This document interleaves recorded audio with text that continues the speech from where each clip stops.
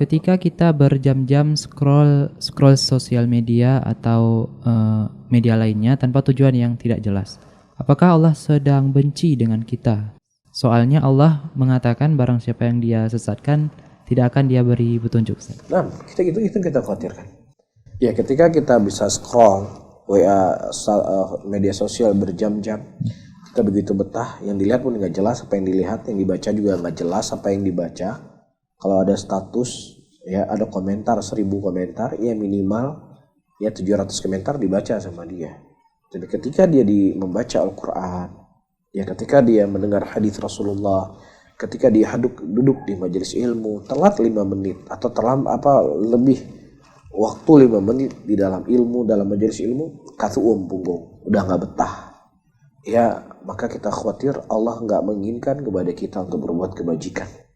Allah menutup kepada kita pintu-pintu ya kebaikan tersebut. Ini tanda Allah tidak mencintai kita. Maka itu jangan kita biarkan. Kita harus segera bangkit dari itu semuanya dan kita mencari sebab-sebab Allah mencintai kita. Harus berusaha semaksimal mungkin, kita harus paksa diri kita. Jangan sampai terjatuh kepada hal-hal yang disebutkan. Wallahu a'lam bishawab.